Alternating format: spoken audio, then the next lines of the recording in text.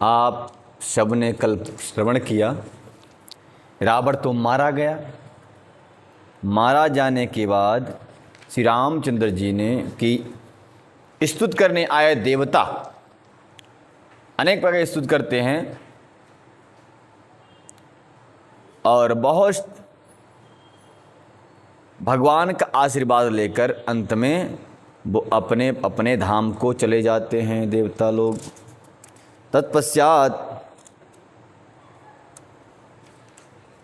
राम जी आज्ञा देते हैं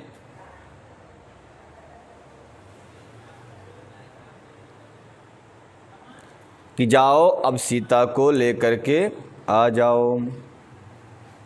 सीता को लेने के लिए समस्त बानर भालू दौड़ पड़ते हैं। उनके दर्शन के लिए जो बंदर भालू हैं बड़े ही कि माता सीता को लाने के लिए राम जी आज्ञा देते हैं। सीता माता आ गई और उनको अग्नि में प्रवेश करें ऐसा प्रभु ने आदेश दिया। जनक सुता समेत प्रभु शोभा अमित अपार, बरसहि सुमन हरस सुर बाजहि गगन निशान, गावहि किन्नर सुर बधु नाचहि चढ़ी विमान। गोस्वामी जी कहते हैं जिस प्रकार से क्षीर सागर ने लक्ष्मी जी को विष्णु भगवान के हाथों में सौंपा था, जिस प्रकार से एक पिता अपनी कन्या को अपने दामाद के हाथों में सौंपता है, ठीक उसी प्रकार से अग्नि देवता प्रकट हुए और सीता जी को लेकर प्रकट हुए और राम के हाथों में उनका हाथ सौंप कर कहा, हे प्रभु यह अर्धांगिनी आप अपना स्वीकार कीजिए। मैंने बहुत सेवा किया, बहुत देख रेख किया, मेरे साक्षी में कोई भी दुष्ट इनको हाथ तक नहीं लगा सका, लगाता तो जलकर भस्म हो जाता। ऐसा अग्निदेव स्वयं प्रकट होकर कह रहे हैं। परंतु हे कुछ लोग होते हैं कलयुग में भी दुष्ट लोग होते हैं, सतयुग में भी थे, द्वापर में भी थे। एक बार क्या हुआ, सतयुग द्वापर त्रेता और कलयुग ये पहुँचे ब्रह्मा जी के पास। प्रभु देखिए आपने हमें बनाया है। बोले हाँ मैंने बनाया है। तो देखिए हमारा कारखाना जो है तो बंद नहीं पड़ना चाहिए। हैं कौन सा कारखाना? बोले धर्म और अधर्म का। तो कलयुग सतयुग से पूछा गया, सतयुग बताओ तुम्हारे युग में जनता कहाँ जाएगी? सतयुग ने कहा कि प्रभु मेरे तो युग में पूरा प्रयास रहेगा कि समस्त जीव प्राणी पाप से वंचित रहें और मोक्ष को प्राप्त करें, स्वर्ग को प्राप्त करें। हाँ पर कोई भूल चूक गया तो भूल चूक होने से कोई नरक में जा सकता है, लेकिन याद में नहीं जाएगा। ये सतयुग का ये ध्येय था, सिद्धांत था। फिर क्या आया? त्रेता। त्रेता आया। त्रेता से ब्रह्मा जी ने पूछा तुम क्या करोगे? बोले मैं अपने बड़े भैया के मार्ग पर चलूँगा। भूल से कोई एकाध चला जाए नरक की ओर तो बात अलग है, लेकिन नहीं तो सब मोक्ष धाम को प्राप्त करेंगे। उसी प्रकार से द्वापर से पूछा गया बेटा तुम? बोले हमारा तो प्रयास रहेगा कि धर्म की ओर सब प्रवृत्त हों, ले जाऊं सबको, और कभी मैं सो गया भूल गया तो बात अलग, कोई नरक में चला जाए। ठीक उसी पर कलयुग भी कहता है। कलयुग कहता है कि मैं जागता रहूँगा और सबको नरक में ले जाऊंगा। हाँ कोई भूल से तो कोई सत्संग के माध्यम से स्वर्ग की प्राप्ति कर ले तो बात अलग है, पर हमारे विचार में हमारी याद में वो शरीर स्वर्ग जा नहीं सकता, उसको तो मैं दुर्गति करके छोड़ूंगा, ले जाऊंगा नरक की ओर। तो उस समय भी जब राम जी त्रेता में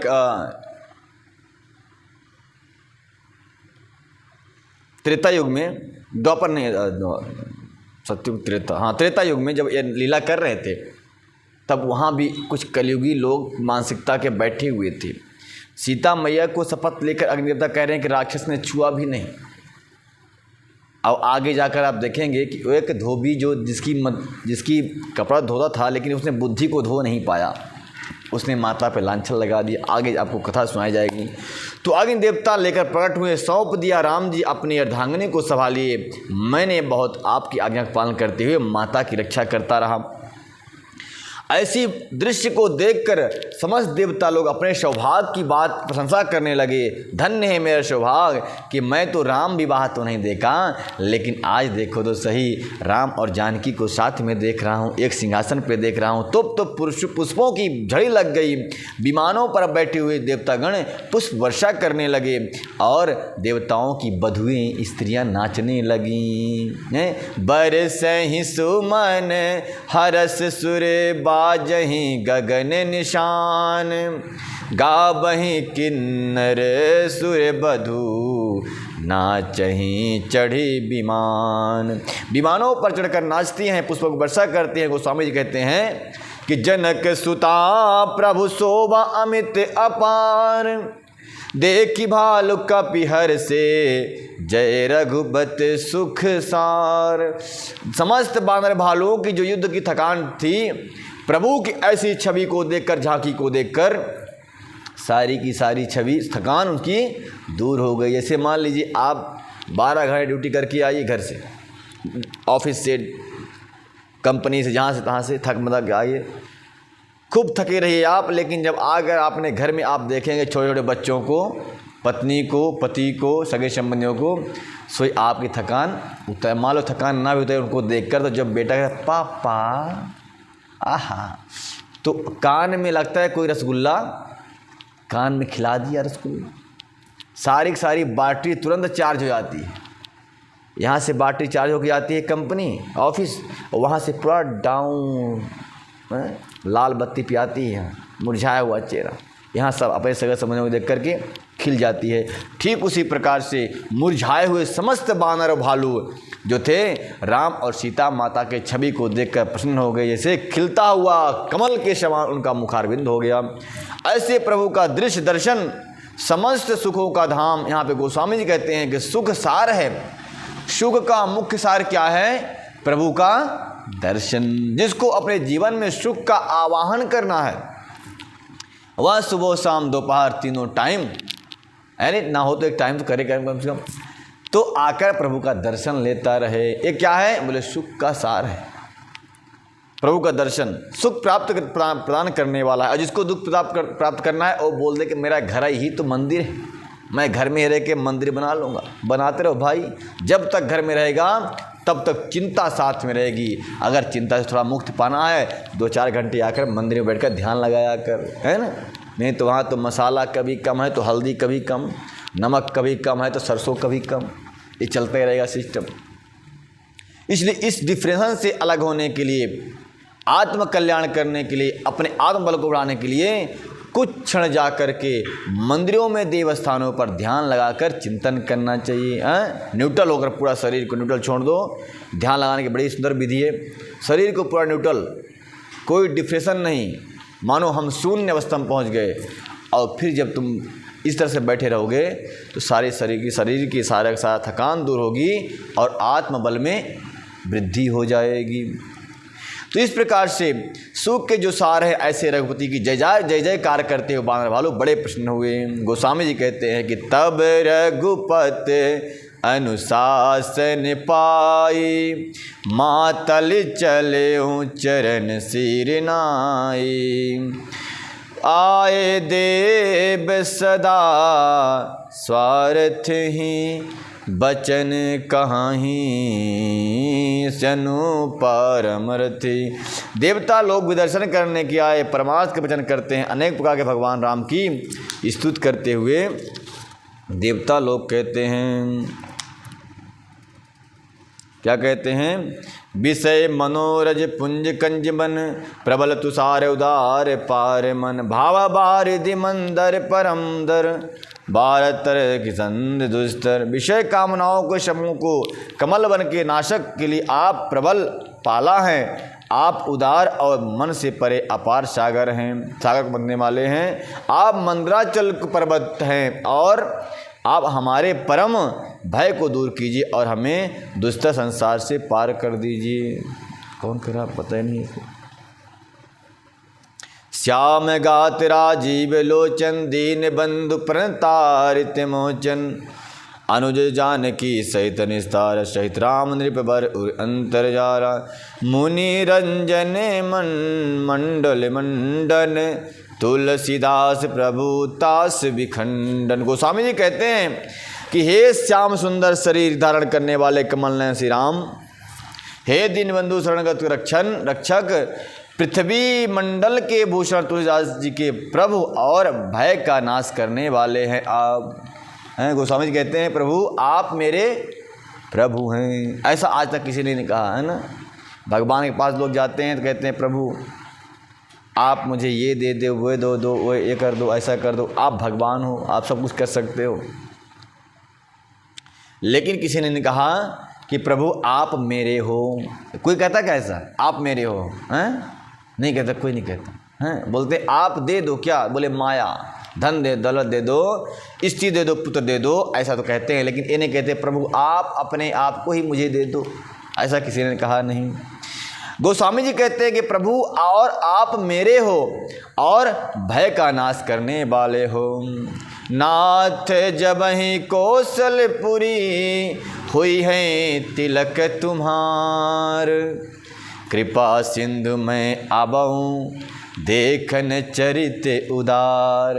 गोस्वामी जी कहते हैं प्रभु जब आपका राज तिलक होगा कौशलपुरी में तो हे कृपा सिंधु मैं आबहूँ देखन, मैं वह देखने आऊँगा। क्या देखने? बोले उदार चरित देखने कि आप शासक बन करके कितना सुंदर प्रजाजनों का कल्याण करते हो, ऐसा उदार चरित्र आपका देखने मैं आऊँगा। हैं करी बिनती जब शंभु सिधाए, तब प्रभु निकट विभीषण आए, नाई चरण सिरु कह मृदुवानी, विनय सुनाहूँ प्रभु शारंग पानी। जब शिव जी विनती करके चले गए तब विभीषण जी प्रभु के पास आए और उनके चरणों में सिर नवा करके बोले हे कौशलाधीश, हे सारंग धनुष को धारण करने वाले प्रभु मेरी विनती सुन लीजिए। कौन सी विनती है? कुशल सदल प्रभु रावण मार्यो, पावन जस त्रिभुवन विस्तार्यो, दीन मलिन हीन मति जाति, मोह पर कृपा कीन बहु भांति, अब जन गृह पुनीत प्रभु कीजे, मज्जन करन समर श्रम चीजे, देखी को से मंदिर संपदा, देहु कृपाल कभी कहु मुदा, देहु कृपाल कभी कहु मुदा। विभीषण जी कहते हैं प्रभु मेरी विनती सुन लीजिए, आपने अपने कुल और सेना सहित रावण का वध किया है। आपने कुल और सेना सहित रावण का वध कर दिया और हे त्रिभुवन स्वामी अपना पवित्र यश आपने समस्त लोकों में फैला दिया और मुझ दिन पापी मंद बुद्धि और जातिहीन पर बहुत कृपा की है आपने। कैसी कृपा की है? तो हे प्रभु इस दास के घर को पवित्र करने के लिए वहाँ चलकर स्नान कीजिए। आप स्नान करेंगे तो क्या होगा? बोले वो जो जल गिरेगा उस जल से मैं सारे लंका में डालूंगा, अपने घर में डालूंगा, आपके चरणों को धोकर अपने घर में डालूंगा, सो मेरा घर पवित्र हो जाएगा। बहुत सुंदर बात है।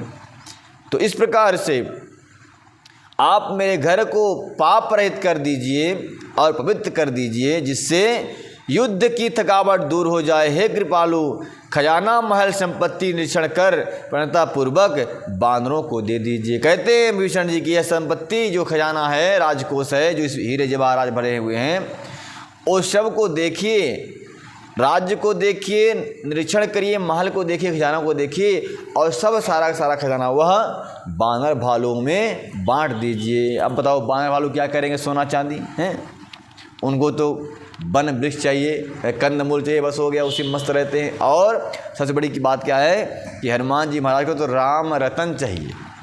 राम रतन नहीं तो चाहे मोती की माला कैसा भी हो तोड़ के फेंक देंगे वो। आपने देखा हो कभी बंदरों को कुछ दो ना पहनाओ कुछ, वो फाड़ के फेंक देते हैं, तोड़ के फेंक देखते हैं इसमें है कि नहीं राम नाम, कुछ राम नाम दिखा रही हनुमान जी को पसंद नहीं। और आप लोगों को बता रहा हूँ, आप हनुमान बन जाइए हनुमान, जिसके अंदर राम नाम ना हो, कृष्ण नाम ना हो, उसको दूर भगा दीजिए और उससे रिश्ता तोड़ दीजिए, उससे नाता तोड़ दीजिए। चाहे वो भाई हो, बंधु हो, सगा हो, संबंधी हो, इष्ट हो, मित्र हो, कोई भी हो, राम नाम से रहित है तो उससे नाता तोड़ दे। बोले तेरी ज़रूरत मुझे नहीं, मुझे तो राम से काम है। तेरे जैसे हजारों मिल जाएंगे पर मेरा तो भगवान से ही काम है।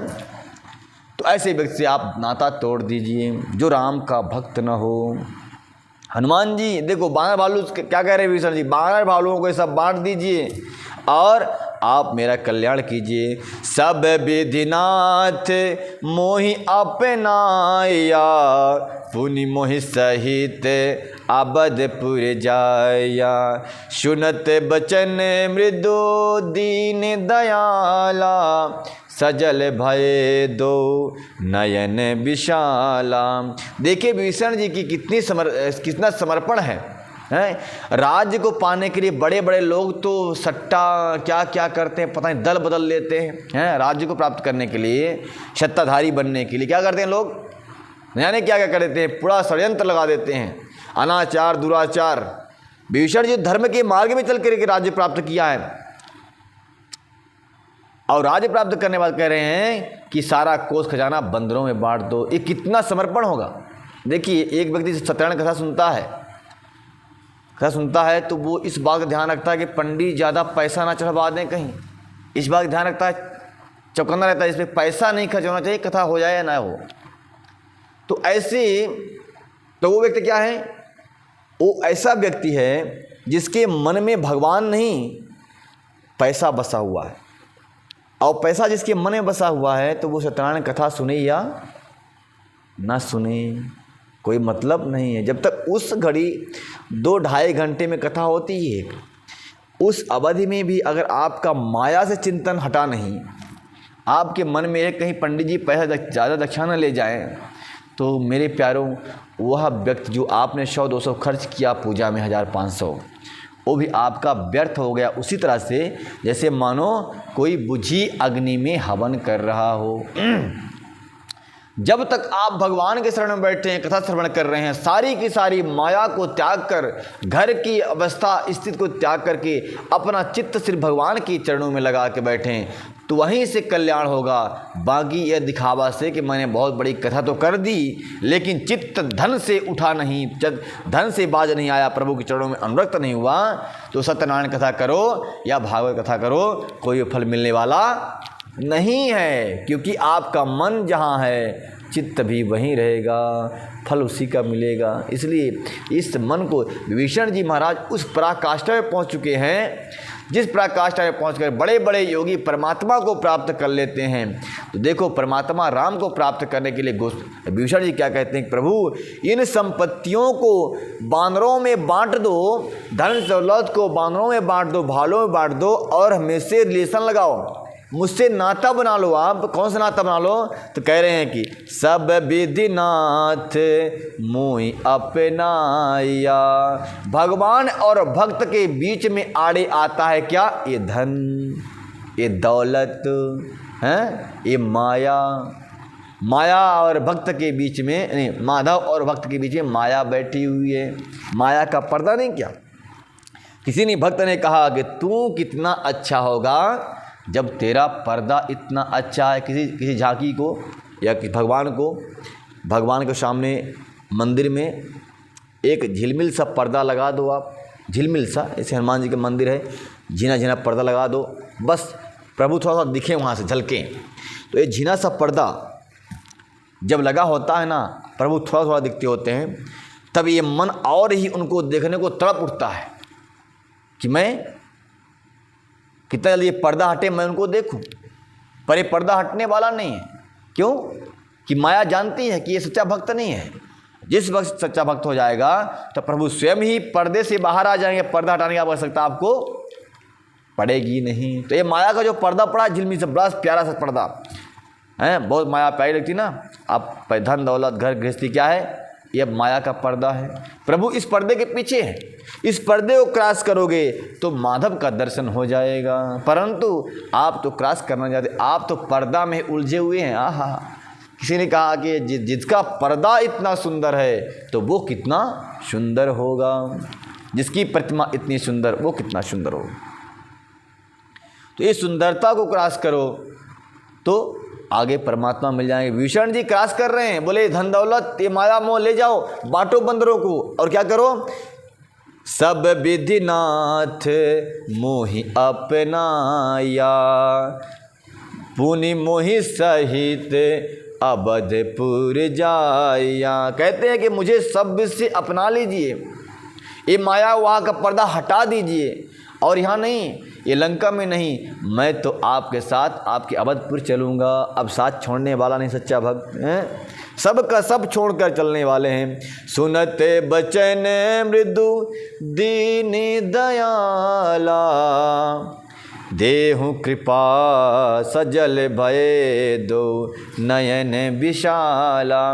विभीषण जी का ऐसा त्याग देखकर भगवान के अरुण नेत्रों में जल छा गए, नेत्र में आंसू बहने लगे। कहा वाह धन्य विभीषण, सब लोग सोने चांदी के लिए दूसरे अपने भाई का ही गला काट रहे हैं, राज पाने के लिए न जाने किसको क्या कर देते हैं, और तू सोने की लंका को पाकर कहता है कि सब बानरों को बांट दो, और तू अकिंचन भक्त बनना चाहता है, तू मेरे साथ रहना चाहता है, धन्य है तू। ऐसे उसकी भाव को देख कर प्रभु बड़े ही मग्न हुए, आनंद मग्न हो गए। और देखिए दोहा में क्या कहते हैं गोस्वामी जी के, दो तोर कोस गृह मोर सब, सत्य बचन सुनु भ्रात, भारत दशा सुमिरत मोहि, निमिष कल्प समझात।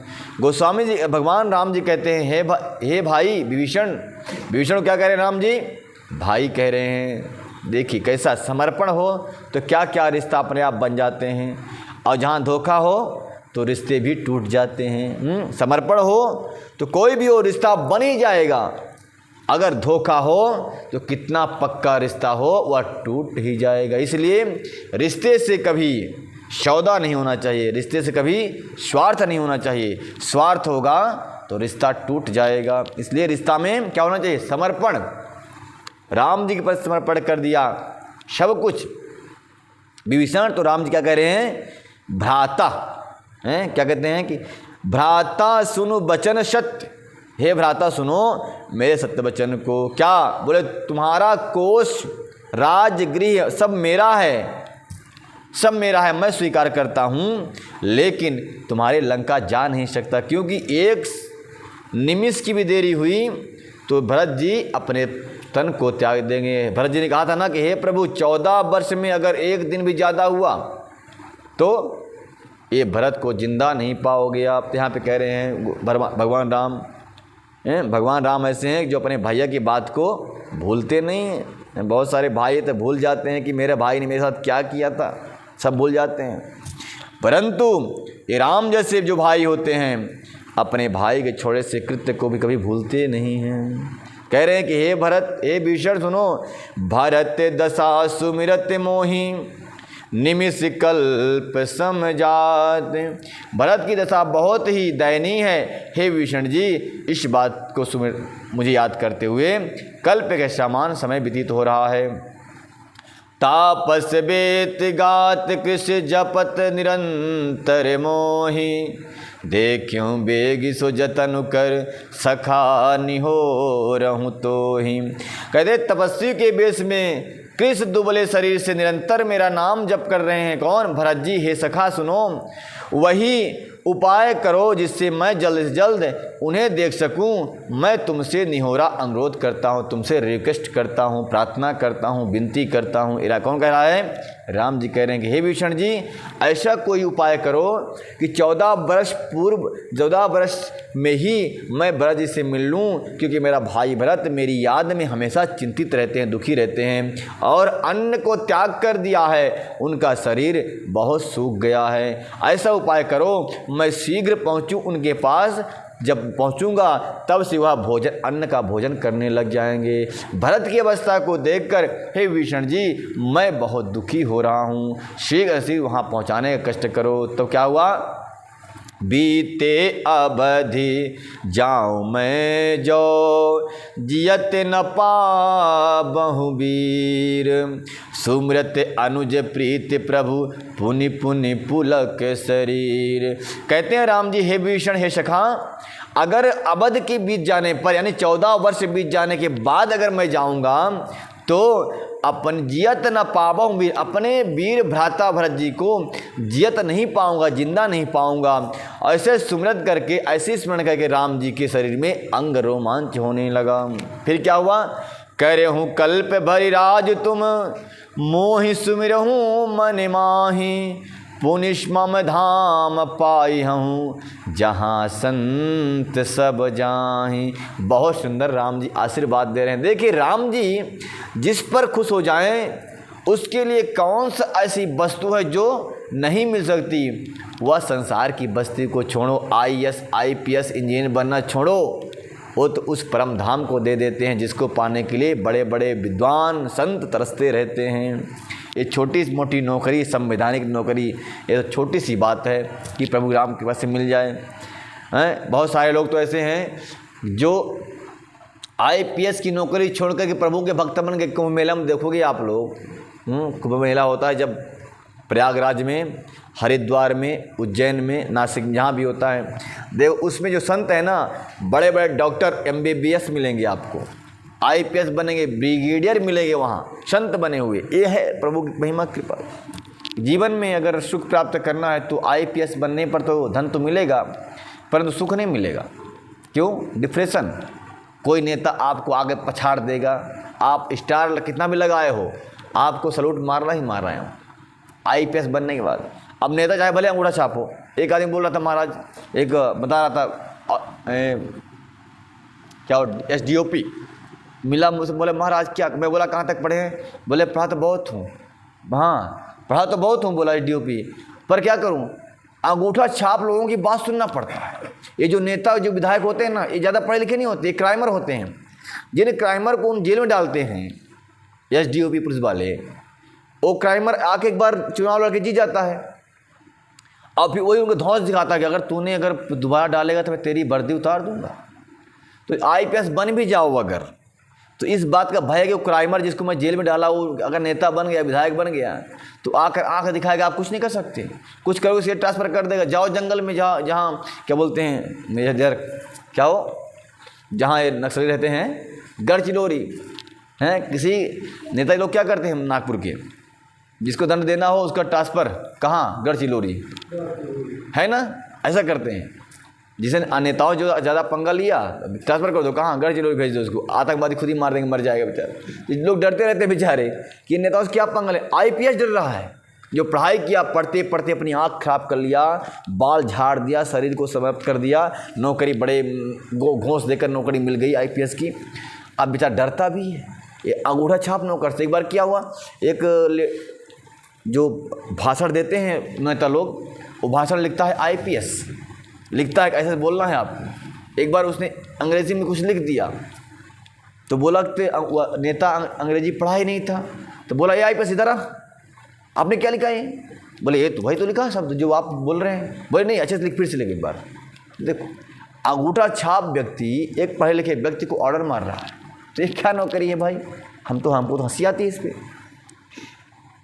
तो राम की कृपा जिस पर हो बन सकता है सब कुछ, लेकिन राम की कृपा जिस पर हो वह उस परम पद को प्राप्त कर सकता है जहाँ कोई भी जा नहीं सकता। तो ऐसे कह रहे हैं यहाँ पे राम जी कि हे विभीषण, चिंता मत करो, तुम एक कल्प तक, कल्प समझते हैं मतलब? नहीं समझते कल्प? सतयुग, द्वापर, त्रेता, कलयुग, ये जब 71 बार बीतेगा तब एक कल्प होगा। कितना होगा? एक कल्प। सतयुग, द्वापर, त्रेता और कलयुग जब 71 बार बीतेगा, 71 चतुर्युगी जब बीतेगा, उतना ही विभीषण जी राज्य करने वाले हैं। इसलिए तो विभीषण जी को अजर अमर गुण निधि सुत हो। विभीषण जी अमर है ना, इसीलिए हमारे राजा हैं लंका के वो। तो कहा तुम फिर इसके बाद शरीर को पूर्ण करने के सप्तऋषियों में जो चिरंजीवी हैं, हनुमान जी और अश्वत्थामा जी इतने जो चिरंजीवी हैं, तो विभीषण जी भी चिरंजीवी हैं, मरे नहीं हो। ये सब राजा हैं वहाँ के, लंका की। तो कहते हैं राम जी कि हे विभीषण जी, आप एक कल्प तक राज्य करने के पश्चात तुम मेरे उस परम धाम को पहुँचोगे जहाँ संत जन जाया करते हैं। सच में संत तो ही विभीषण जी हैं। राम राम ते सुमिरन कीन्हा, हृदय हरस कभी सज्जन चीन्हा। जब राम राम सुमिरन करोगे तभी संत बन पाओगे। बैठ के सोने से संत कोई बनता नहीं है। सुनत विभीषण बचन राम के, हरस गए पद कृपा निधान के। बानर भालु सकल हर्षाने, गाय प्रभु पद गुण विमल बखान। विभीषण जी अपनी औकात को याद नहीं कर रहे कि मैं तो राजा बन गया हूँ, अब राम जी के चरणों में क्या झुकूँ मैं। बहुत लोग होते हैं ना, अरे मैं संतों के चरणों में क्या झुकूँ, भगवान के चरणों में क्या, मैं इतना बड़ा पैसा वाला हैं। हमारे पड़ोसी देख रहा है तो बोलेगा अरे ये तो पंडित जी को प्रणाम कर रहा है, भगवान को प्रणाम कर, तो उसकी नज़र में हमारी इज्जत डाउन हो जाएगी। उसकी नज़र में क्या है, हेकड़ी है ना, उसकी नज़र में अकड़ चलता है ऐसे, मैं तो सबसे बड़ा हूँ। तो पड़ोसी की नज़र में अकड़ के चलने वाला पड़ोसी के साथ भी जब आता है मंदिर में तो विनम्रता से प्रणाम नहीं कर पाता, क्योंकि उसको लगता है, याद रहता है कि भगवान के मंदिर में तो खड़ा हूँ। भगवान की चिंतन कम और उस पड़ोसी की चिंता ज़्यादा रहती है कि उसके सामने झुकूंगा तो लोग क्या कहेंगे, देखो ये तो बाग काका पंडित जी को देखे झाँक रहे हैं। तो विजय बोल गया, ये बाग काका झुकते हैं पंडित जी को, हैं, ऐसा होता है। ऐसा मन में विचार बने रहते हैं। तो इस विचार को त्याग करना है। त्याग इस विचार को जब करेंगे तभी परम धाम को प्राप्ति होगी। नहीं तो नरक के द्वार तो 10 खुले हुए हैं, कभी भी चले जाओ, एंट्री मार लो। पर वहाँ तो आपको दिखाना पड़ेगा वो कार्ड। जैसे आप मेट्रो में जब बैठते हैं वो टिकट रहता है आपके पास, अगर टिकट कहीं गुम गया तो इधर से आप एंट्री नहीं कर सकते, ना उधर से आ सकते, ना इधर जा सकते। तो आना जाना है तो उसको पहले स्कैन करो, तब गेट खुलेगा, आप अंदर चले जाओ, नहीं तो गुम गया तो। इसलिए स्वर्ग के राज्य में भी, स्वर्ग में जाना है, परम धाम जाना है, तो वहाँ भी आपकी भक्ति रूपी टिकट होना चाहिए। उसमें राम नाम कृष्ण नाम लिखा होना चाहिए। अगर वो नहीं है, वो मिटा है और माया का नाम लिखा है, तो माया तो नरक में ले जाने वाली, भाई उधर चले जाओ। आपको बालाजी नगर अगर आना है मेट्रो में बैठकर, तो आप जो बंसी नगर में उतरोगे तो गड़बड़ाई हुई, फिर वहाँ एंट्री नहीं होगी। वहाँ से बोलेगी यार नगर नहीं, दूसरे फिर से बैठो, जाओ उधर। इसलिए बड़े सावधानी से प्रभु राम का नाम लेकर के अपने जीवन को सार्थक बनाएं और भगवान के धाम जाने के लिए तैयारी कर लें, जहाँ विभीषण जी पहुँचे हैं, जहाँ संत जी मन पहुँचे हैं। और क्या कहते हैं सुन लीजिए, बड़ी इंपॉर्टेंट कथा आई है कि सुनत विभीषण बचन राम के, हर्ष गए पद कृपा निधान के। बड़े हर्षित होकर के श्री विभीषण जी श्री राम जी के चरणों में पहुंच गए, सर नवा दिया और बानर भालू सकल हर्षाने। इस दृश्य को देख करके बानर भालू बहुत हर्षित हुए, प्रसन्न हो गए। और गहि पद पद गुण विमल बख भगा। प्रभु राम का स्वभाव जितना सुंदर है, आज तक ऐसा दुनिया में कोई हुआ ही नहीं। आज का डेट ऐसा है, किसी के लिए आप समर्थ कितना भी समर्पित हो जाओ, अपन साहब जो होते हैं ना, जो कंपनियां चलाते हैं, वर्करों के साथ में रहते हैं, कितना भी काम करो, साहब आपको तिरछी नज़र से ही देखेगा, ये नौकर नहीं हमको डुबाने वाला है। पर राम में ऐसा नहीं है। राम तो आत्मा के समान अपने समस्त भक्तों को मानते हैं। अपने आप से ज़्यादा राम जी अपने भक्तों को मानते हैं, अपने सेवकों को मानते हैं। हाँ, कोई ऐसा स्वामी हो जो अपने ज़्यादा अपने सेवक का ख्याल करता हो, बाकी स्वामी बहुत सारे तो है नहीं। हाँ, गुरुजन लोग हैं। गुरुजन लोग अपने शिष्य को अपने आप से ज़्यादा भी मानते हैं, जानते हैं, उनकी ख्याल रखते हैं। तो राम जी के सर को समर्पित होकर विभीषण जी उनके चरणों में सर झुका दिए। सारे के सारे बानर भालू प्रसन्न हो गए। चढ़ी विमान सुन सखा विभीषण, गगन जाए बहुरे विभीषण, भवन सिधायो मन गन बसन, विमान भरायो। विभीषण जी बहुत सुंदर प्रभु के गुणों का बखान करते हैं। गोस्वामी जी कहते हैं कि विभीषण जी इतना बखान करके अपने महल में पहुँचे। फिर विभीषण जी ने महल में गए और उन्होंने मणियों के समूह रत्नों से और वस्त्रों से विमानों को खूब भर लिया। फिर उस पुष्पक विमान को लेकर लाकर प्रभु के सामने रख दिया और कहा, तब कृपा सिंधु श्री राम जी ने हंसकर उस विमान से कहा, क्या कहते हैं कि चढ़ी विमान सुनु सखा विभीषण, गगन जाए बहु बसहु पटभूषण, नभ पर जाए विभीषण तबहि, बरसें दिए मनि अंबर तबहि। हे सखा विभीषण सुनो, विमान पर चढ़कर आकाश में जाकर वस्त्रों और गहनों को बरसा दो।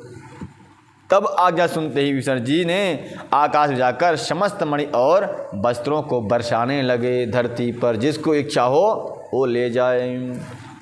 जोई जोई मन भावाय सोई लेहि, मन मुख में लिडारी कपि देहि, हंसि रामु श्री अनुज समेता, परम कौतुक कृपा निकेता। विभीषण जी ने कहा था ना कि प्रभु रत्न बानर भालों में बांट दो। राम जी हर किसी भक्त की इच्छा पूर्ण करते हैं। राम जी ने कहा जो तुम्हारी इच्छा हो वो करो, लेकिन एक काम कर लो, रत्नों को लेकर आओ, विमान में बिठाओ, विमान को आकाश में ले जाओ और वस्त्रों और रत्नों को धरती पर वैसे ही फैला दो, फेंक दो। जिसकी जो इच्छा होगी वो ले लेगा। अब भंडारा करने लगे वस्त्रों को, रत्नों का। कौन? विभीषण जी महाराज। विभीषण जी बहुत बड़े, अभी तो बन गए राजा, सम्राट बन गए हैं लंका के। तो जो जिसकी इच्छा होगी राम जी कहते हैं वो ले लेगा। जाओ आकाश में जाकर के इन रत्नों का बारिश कर दो।